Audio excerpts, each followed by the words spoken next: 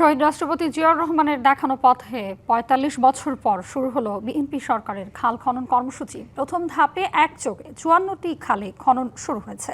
এ সময় মন্ত্রীরা বলেন, খাল দখলে যত বড় প্রভাবশালীরাই থাকুক না কেন, কাউকে ছাড় দেয়া হবে না। শিগগিরই প্রতিটি খালের সীমানা নির্ধারণের পর দখলমুক্ত করা হবে। নতুন সরকারের নির্বাচনী প্রতিশ্রুতি বাস্তবায়নের অংশ হিসেবে দেশব্যাপী শুরু হলো খাল খনন কর্মসূচি। প্রথম পর্যায়ে এই কর্মসূচি শুরু হয়েছে ৫৪ জেলায়। মন্ত্রী, উপদেষ্টা, জাতীয় সংসদের চিফ হুইপ, প্রতিমন্ত্রী, হুইপ ও সংসদ সদস্যরা এই কর্মসূচির উদ্বোধন করেন। চট্টগ্রামের মিরসরাইয়ে খাল খনন কর্মসূচির উদ্বোধন করেন অর্থমন্ত্রী। বলেন, যে কোনো মূল্যে দখলমুক্ত করা হবে সব খাল। মাধ্যমে আপনি জলাবদ্ধতা থেকে আমরা মুক্তি পাবো এবং এখানে সেচের যে কাজটা হবে সেটা তো বলাই হয়েছে। সাথে সাথে মাছের চাষও হবে এখানে এবং খালের দুই পারে আমরা যে বৃক্ষরোপণ করব সেটাও আবার অর্থনীতিতে যথেষ্ট অবদান রাখবে। এবার নগদে পাচ্ছেন হেলিকপ্টার অফার, তাই কেনাকাটার পেমেন্ট নগদে করুন আর বুঝে নিন ২০০০ টাকারও বেশি ক্যাশব্যাক সহ হেলিকপ্টার রাইড। পেমেন্ট শুরু করুন আজই। বরিশালে কুতুবপুর স্বনির্ভর খাল পুনঃখনন কর্মসূচির উদ্বোধন করে তথ্যমন্ত্রী বলেন, খাল খনন প্রকল্পের ঠিকাদারকে জনগণের কাছে পই পই করে হিসাব বুঝিয়ে দিতে হবে। সারা বাংলাদেশ ব্যাপী আগামী ৫ বছরে ২০,০০০ কিলোমিটারের খাল খননের যে প্রতিশ্রুতি আমরা বিগত জাতীয় নির্বাচনে ঘোষণা করেছিলাম। সিলেটের ওসমানীনগরে খাল পুনঃখনন কাজের উদ্বোধন শেষে বাণিজ্য মন্ত্রী বলেন, প্রতিশ্রুতি অনুযায়ী কাজ করে যাচ্ছে সরকার।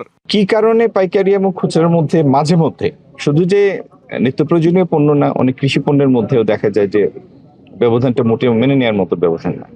এটির প্রকৃত কারণটা খুঁজে বের করার জন্য ঈদের পরেই আমরা ব্যবসায়ী, পেশাজীবী সবাইকে সংশ্লিষ্ট করে একটা ফ্যাক্ট ফাইন্ডিং কমিটি করব। ফেনীর দাগনভূঞায় দাদনার খাল পুনঃখনন কর্মসূচির উদ্বোধন করে পরিবেশ মন্ত্রী বলেন, সীমানা নির্ধারণ করে দখলমুক্ত করা হবে প্রতিটি খাল। মোট কৃষি উৎপাদন বাড়ানো, জলাবদ্ধতা কমানো এবং সেচ ব্যবস্থা উন্নয়নের মাধ্যমে কৃষির উৎপাদন বাড়ানো, এই সবগুলোর সাথে এবং এই খাল খনন কার্যক্রম জড়িত হবে। নওগাঁয় খাল খনন কর্মসূচির উদ্বোধন শেষে ভূমিমন্ত্রী বলেন, পর্যায়ক্রমে সব খাতের উন্নয়নেই কাজ করবে সরকার। সব রাস্তা পুনরায় নির্মাণ হবে, সমস্ত নদীগুলি তাদেরকে আবার নব্যতা ফিরিয়ে আনার জন্য করা হবে। মানিকগঞ্জের দৌলতপুরে বিমান পরিবহন ও পর্যটন মন্ত্রী বলেন, খাল খনন কর্মসূচির মাধ্যমে কৃষিক্ষেত্রে ব্যাপক সফলতা আসবে। জনাব তারেক রহমান, শহীদ রাষ্ট্রপতি জিয়াউর রহমানের আলোকেই আবার সেই খাল খননের কর্মসূচি হাতে নিয়েছেন।